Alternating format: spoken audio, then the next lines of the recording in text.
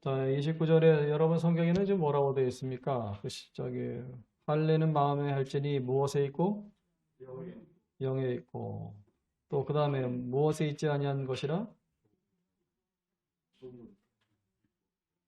율법 조문? 네, 율법 조문에 있지 아니한 것이라. 자, 오늘 말씀의 제목 여러분 따라합시다. 할례를 받으라. 할례를 받으라는 이 말씀으로 들으시면 아마 이게 무슨 소리인가 할 거예요. 특히 여성도님들은 할례는 남자들만 행하는 것으로 알고 있는데 갑자기 목사님이 왜 여자들한테 할례를 받으라 그러시냐. 오늘 성경 말씀 가만히 보면 할례를 사도 바울께서는 이렇게 말씀하십니다. 이제는 육체의 할례를 받지 말고 마음의 할례를 받으라 이렇게 말씀하셨어요.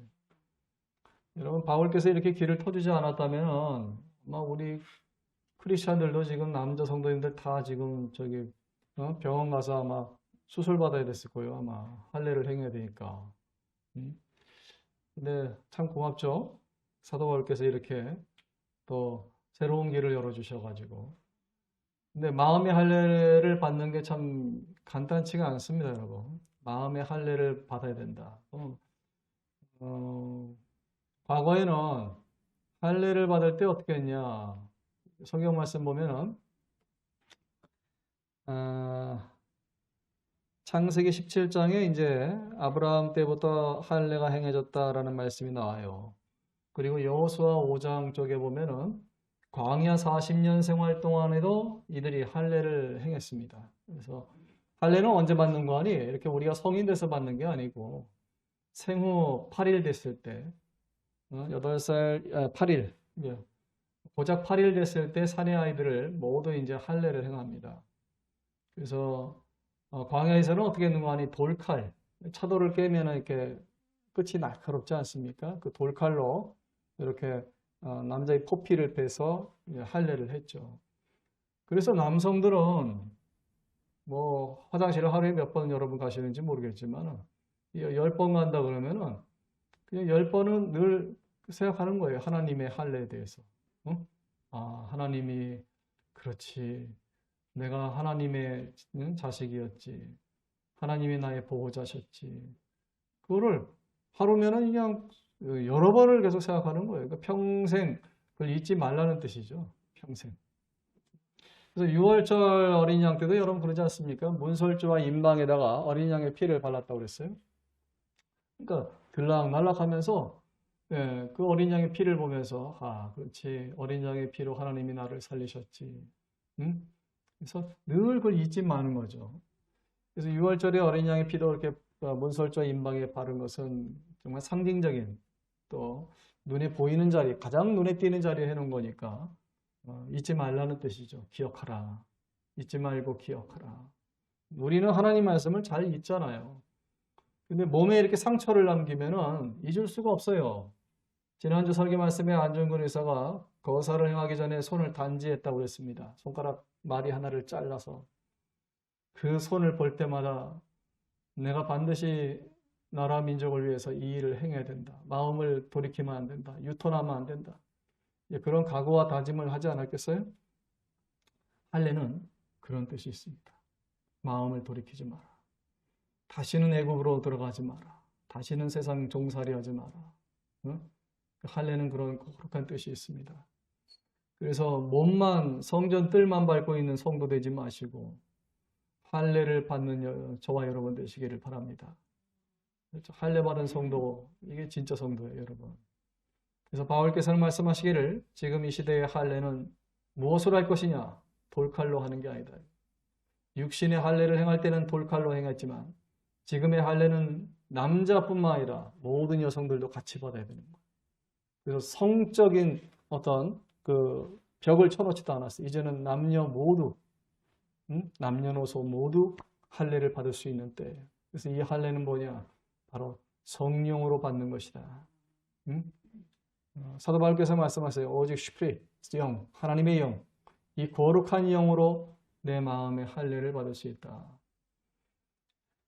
그래서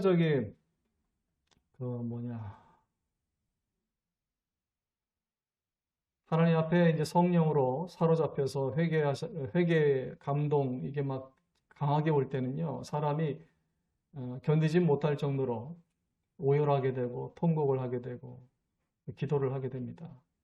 저는 그 순간이 이제 할례의 순간이라고 봐요. 그래서 요한 웨슬레, 감리교 창시자 요한 웨슬레 목사님도 이제 그런 시간이 있었다고 하지 않습니까?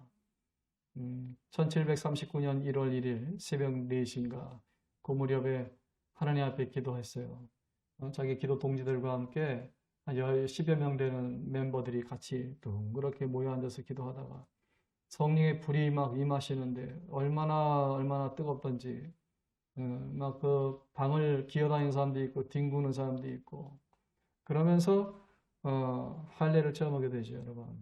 지난번에 제가 박혁 청년 영상 보내드린 적 있죠. 지금 남미에서 한참 선교하고 있는 청년인데 그 청년은 목회자가 아닙니다.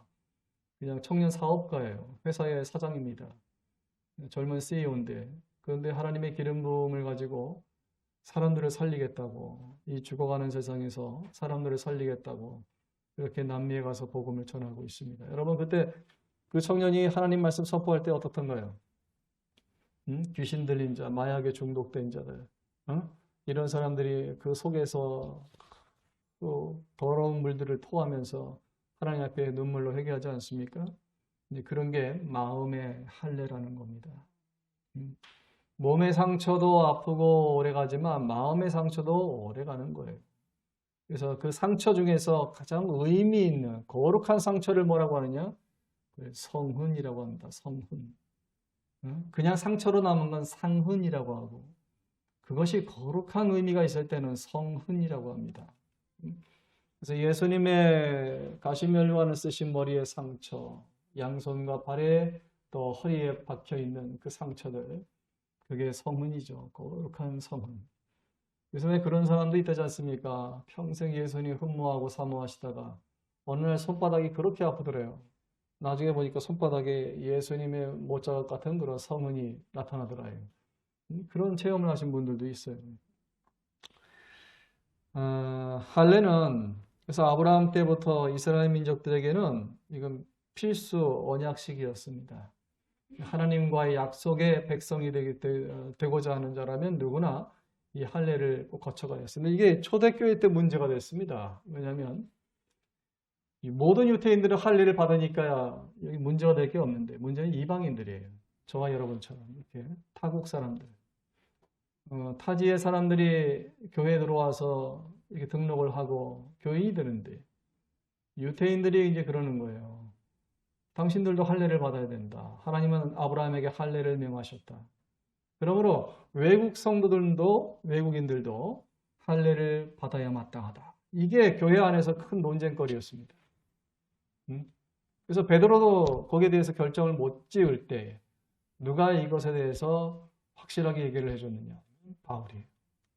오늘 성경 말씀에 있는 이 바울의 말씀은 초대교회의 가장 큰 쟁점 중에 하나를 해결하는 그 말씀입니다.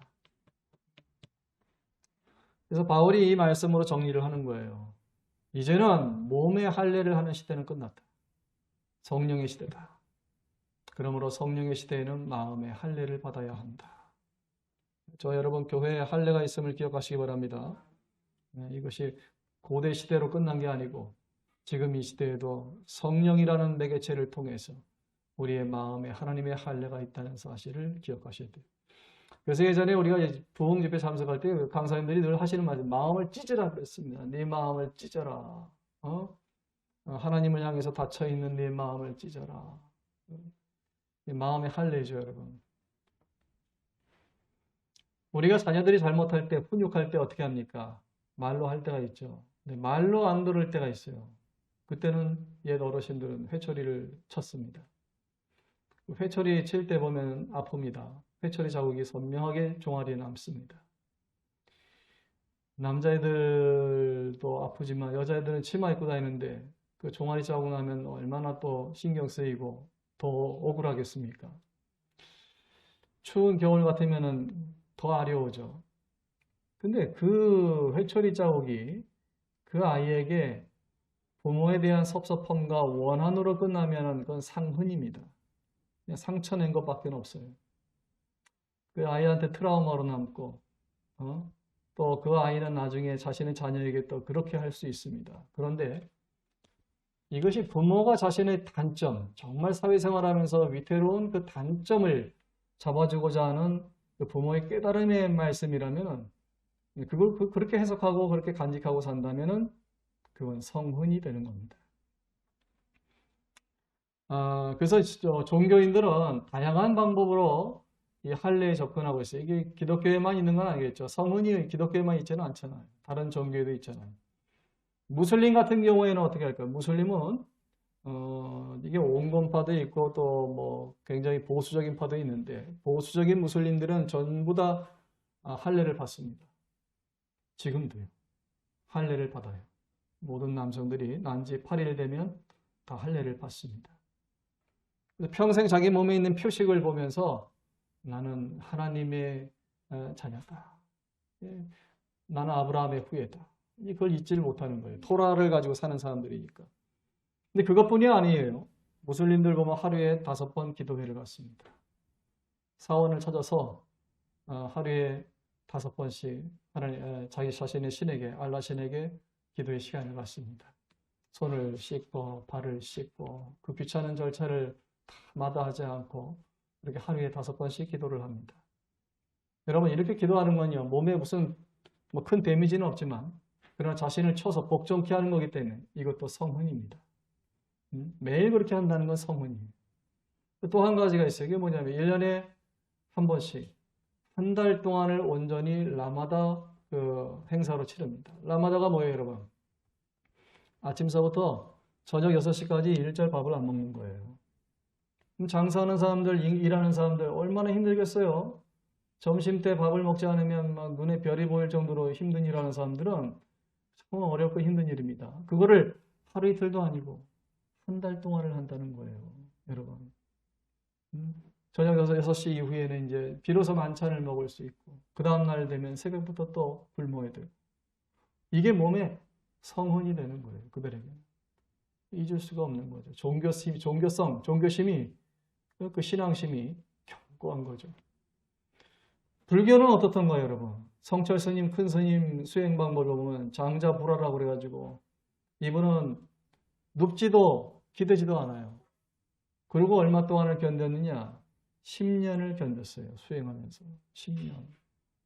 조그만 남자에서 사람들의 인기척이나 발소리 듣지 아니하고 세상과 인연을 끊고 장자불화하면서 10년을 수행했다. 그래서 저는 그래서 이런 고승들, 스님들 참 그 수행하시는 그 정신력 참 높이 삽니다. 그들이 하나님을 몰라서 그렇지 아마 그분이 하나님 알았으면 세계적인 부흥사가 됐을 거예요. 그렇죠, 여러분? 응? 엄청난 사람이었을 거예요. 하나님을 모르고 돌아가셔서 너무 안타까운 거지. 우리가 부끄러울 때가 많아요. 우리가 예수님 믿는 게 너무 편하게 믿고 참 이게 진짜 신앙이라고 보기 힘들 정도로 나태하고 게으를 때가 많습니다. 그래서 참 할례에 대해서 다시 한번 우리가 좀 기억을 떠올리고 우리가 할례를 받아야 될 사람으로서 일생을 어떻게 우리가 종교적인 수행을 하면서 살아야 되겠는가. 여러분 단식도 우리 기독교사는 단식 있죠. 단식도 이게 성훈입니다, 여러분. 일주일간 굶는 거, 또 40일 금식 기도하는 거 다 거룩한 성훈이에요. 그것도. 그래서 우리 아이들도 한번 했으면 좋겠어요. 한 3일 정도라도 아이들도 한번 금식 기도도 해보고 유익해요. 그렇게라도 하나님 때문에 내가 굶고 그 배고픔을 견디면서 기도하는 것 그런 결단의 시간들 하나님 앞에 무릎으로 나가는 시간들 필요합니다.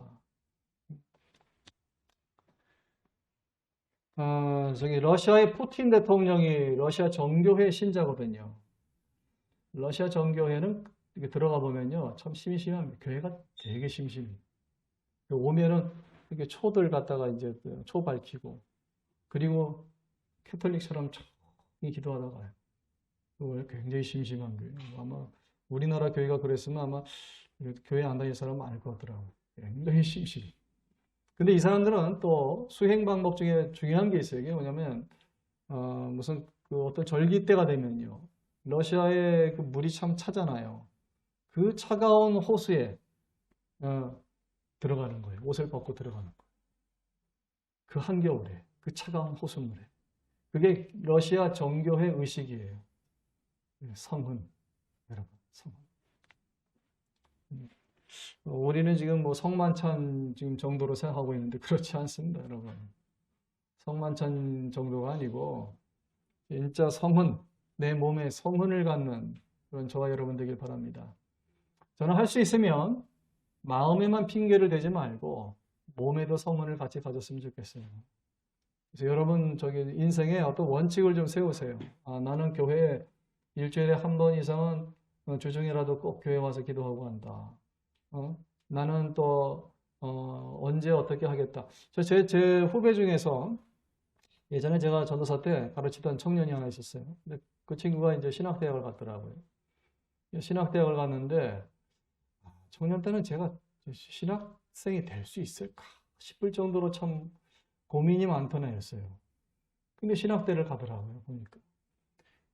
참 걱정이 됐죠. 저 신앙으로 저런 태도로 어떻게 주의 종의 일을 할 수 있을까 그랬는데 최근에 얘기 들어보니까 이제 수석부 목사님으로 일을 아주 잘 하고 있더라고요. 근데 여러분 그 배후에 누가 있는지 아십니까? 엄마 아빠의 눈물겨운 헌신과 또 그분들의 몸에 새겨져 있는 성은이 있습니다. 그 어머니 권사님은요, 은평지방 뭐 행사하다가 저를 만나시면 저 교회 개척전도사였을 때 항상 제 주머니에 교통비 식비를 꼭 넣어주고 가세요. 아유 권사님, 저 그렇게 밥 못 먹지 않아요 권사님. 그래도 이건 정이라고 하면서 이렇게 손에 꼭 쥐고는 돈 몇만 원이라도 제 주머니에 이렇게 양복 주머니에 제 허락도 안 받고 그냥 눌러와요. 쑥 들어와서 넣어주고 가시고. 그 남편분은 장로님이신데 그 장로님은 원칙이 있어요. 해마다 연초 1월 1일 되면은 교회에서 송구영신 예배 딱 드리고 나서 그 교회 지하에 이제 기도실들이지 않습니까? 그 기도실에 가서 3일 동안을 금식 기도하세요. 그걸 해마다 하는 걸 제가 봤어요. 해마다. 그렇게 하나님 앞에 성은을 몸에 지니고 사니까 자식들이 되더라고요. 함량 미달이었는데 제가 볼 때는. 근데 그런 자식도 하나님이 그렇게 만드시더라고요. 할례를 몸에 지니고 사는 부모님이 있기 때문에 자식도 하나님이 은혜를 베푸시더라고요.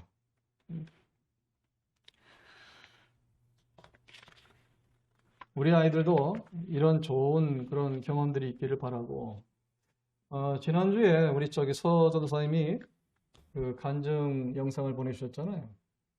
존 리 씨 여러분 혹시 보셨는지 모르겠습니다.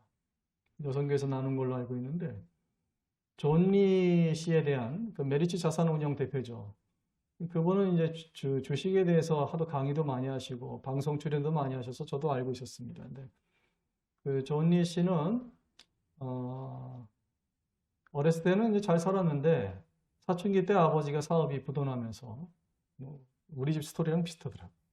우리도 사춘기 때 부도나가지고 그렇게 집이 힘들었는데 존 리 씨도 사춘기 때 참 한참 친구들 앞에 참 많이 먹어야 되고 잘 놀 때에 우울하게 컸어요.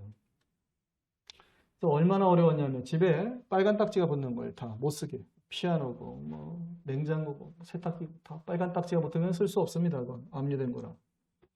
그래서 그런 저승사자가 붙인다는 그 빨간 딱지가 집안마다 다 붙어 있고 그 쫓겨내야 될 집안이고. 근데 존 리는 그때 자기 집은 지방에 있었는데 서울에서 이제 좀 잘 살 때 아버지가 유학을 보냈어요. 그래서 서울에서 혼자 자취하면서 공부를 하고 있었는데 이 빚쟁이가 그 존 리 있는 데까지 온 거예요. 그 어린애한테. 그때 초등학교 고학년인가 그랬다는데 그 어린애한테 와가지고 아빠 어딨니? 엄마 어딨니? 너 가진 돈이 있니? 뭐 그러면서 이 아이한테 와서 채권 독촉을 하는 겁니다. 근데 존 리가 그때 어떻게 했냐면은 아버지가 주는 용돈들을 함부로 쓰지 않고 은행에 저축을 했대요. 그래서 복리의 힘을 그때 알았답니다. 복리. 그 당시에는 그 은행 금리가 꽤 높았던 걸로 제가 알고 있어요. 우리나라도 한 9%, 10% 갈 때가 있었거든요. 은행 금리가. 괜찮을 때였어요. 그래서 그렇게 돈을 아버지가 주는 용돈을 아껴서 은행에 넣어놓으니까 이게 솔창게 불어나더랍니다. 그래서 50년 전 얘기인데 그 당시에 은행에 그 잔고가 10,000원 정도 있을 때였대요. 10,000원. 10,000원 정도. 그래서 안 먹어도 배가 부를 정도로 그 통장만 보면 뿌듯한 그런 때였는데 그 빚쟁이가 온 거예요. 그러자 이 존리가 채권자한테 얘기하기를 내가 가진 돈을 좀 드려도 되겠냐. 아버지 대신에 내가 가지고 있는 돈을 좀 드려도 되겠냐. 얼마 있냐 그랬더니 10,000원 있습니다. 50년 전 10,000원은 큰 돈이에요, 여러분. 지금을 계산하면 꽤 큰 돈입니다. 그 당시 제가 알기로는 집 한 채가 100만 원밖에 안 갔으니까 꽤 큰 돈이죠. 그래서 이제 그 돈을 은행에서 인출해가지고 채권자한테 줬어요. 이 채권자가 나쁜 사람은 아니었나 봐요. 자기도 뭐 직업이니까 온 건데 너무 짠한 거예요, 아이가. 그래서 발걸음을 돌이켜가지고 애를 데리고 분식집에 가서 빵을 듬뿍 사줬대요. 그리고 한마디 해줬는데 뭐라고 했는 거 아니? 너는 크면은 큰 부자가 될 거야. 이게 예언 아니 예언이 된 거죠, 여러분. 그렇죠? 비록 채권자지만 그 아이의 어떤 삶의 그 주모성을 보고 너는 커서 정말 큰 아이가 될 거다. 큰 부자가 될 거다. 근데 그 마음을 잊질 않았대요. 그 마음을 어떻게 보면 아멘하고 받은 거죠. 그렇죠? 그리고 그 어려운 중에 이제 예수님을 모르고 컸는데 미국 가서 예수님을 영접했더라고요, 보니까. 자신은 뉴욕 대학을 다녔고 누나가 공부를 잘했어요. 아이비리그 대학인 보스턴 대학을 다녔습니다. 보스턴 대학이 참 굉장히 좋은 대학이거든요. 근데 누나가 보스턴 대학 박사 과정을 이수하고 나서 목사님이 되셨더래요. 여러분. 그래서 자신은 깜짝 놀랐답니다. 아니 그렇게 어려운 대학, 힘든 대학을 졸업하고 박사 과정까지 하고 어떻게 목사님이 되셨을까? 그래서 자신도 한인교회에 나가면서 예수님을 알게 되고 은혜를 받게 된 것이죠.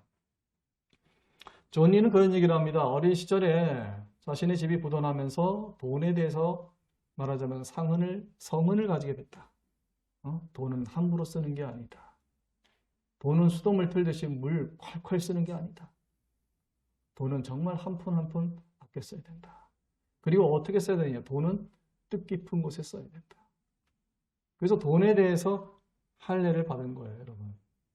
할례를 받게 되면 우리가 내 시간도 함부로 쓰지 않아요. 하나님을 위해서 정말 뜻깊게 시간도 쓰게 되고 내 노력도 그렇게 쓰게 되는 것이죠. 내 달란트도 주를 위해서 쓰게 되고 그래서 돈에 대해서 거룩한 성을 몸에 지니고 있는 이 존리 씨는 돈을 쓸 때 꼭 이것이 정말 바른 용처인지 이 돈을 정말 쓰는 이곳이 정말 뜻깊은 곳인지 그래서 지금도 그 회사 대표임에도 불구하고 회사에서 의전 차량을 받지 아니하고 대중교통을 타고 다닌답니다.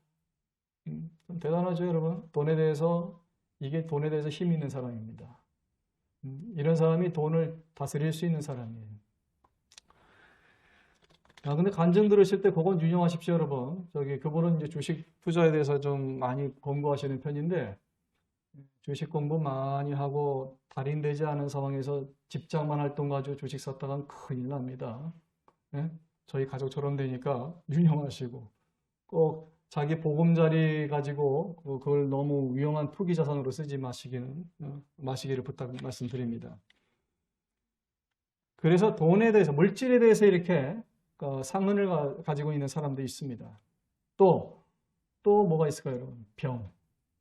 하루노 목사님은 20대 초반에 폐결핵 3기로 생사의 갈림길에서 하나님을 영접했죠. 애타게 기도하다가 하나님을 만났죠. 그래서 고침받은 후에 어떻게 됐어요, 여러분? 거룩한 성은이, 여러분 이거 있습니다. 거룩한 성은은 내 몸에 어떤 에너지가 나옵니다. 거룩한 성은이 있으면 에너지가 나와요. 힘이 나와요. 영적인 힘이 나와요. 그래서 성은이 참 중요한 거예요. 그래서 온실 속에서 키운 아이들이 참 위험한 거예요, 여러분. 안쓰럽고. 저러다가 나중에 이 험한 세상에서 한꺼번에 꼬꾸라지는 거 아닌가. 이게 온실 밖에서 해풍을 맞거나 비바람을 맞으면서 큰 화초들은요, 견디는 힘이 있어요. 내공이 장난이 아니에요, 그런 것들은. 근데 온실 속에서 부모가 너무 감싸고 키운 애들은 이게 나중에 사회 나가서 사회가 쉽습니까? 얼마나 사회가 냉혹합니까? 어렵습니까? 이 어려운 일, 힘든 일 만나가지고 꺾일까봐 부러질까 봐. 그게 참 안쓰러운 거죠. 그래서 그 꼬치의 비유가 있지 않습니까? 누에 꼬치가 이렇게 있을 때 그 꼬치 끝부분을 나오기 힘들다고 해서 비비고 나오는 게 너무 힘드니까 우리 애들 출산하듯이 너무 그 좁은 구멍으로 나오는 게 힘드니까 가위로 그냥 끝을 떡떡 따줬다는 거예요. 십자로. 쉽게 나오라고. 나오긴 나왔어요. 근데 날질 못해. 날개가 이게 다리미로 다리듯이 쫙 펴져야 되는데 날개 뻗칠 힘이 없더래요. 날개가 쭈글쭈글해져가지고 날질 못하더래요. 그래서 성도 여러분요, 부모님은 기도 많이 해주시길 바랍니다. 그리고 하나님이 이 아이를 키워주실 수 있도록 그렇게 하나님께 잘 맡기시기를 바랍니다. 우리 아이들이 몸에 성흔을 지녔으면 좋겠습니다. 너무 곱게 자란 인형 같은 아이로 자라지 않고 정말 성흔을 몸에 지니고 자랐으면 좋겠습니다. 야곱도 성흔이 있었고요. 야곱은 얘기했어요. 내가 14년을 밤낮으로 잠도 못 자고 일을 했습니다. 10번이나 사기를 당했습니다. 마음의 상처가 아주 컸을 거예요. 그것도 믿는 삼촌한테 그렇게 당했으니까. 요셉도 마찬가지예요. 이복 형들한테 버림을 받고 팔리고 노예로 또 옥살이로 얼마나 모진 세월을 보냈습니까? 다 성흔이 있는 사람들입니다.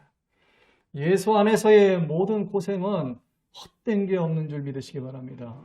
모든 것을 합력하여 선을 이루시는 하나님이시라.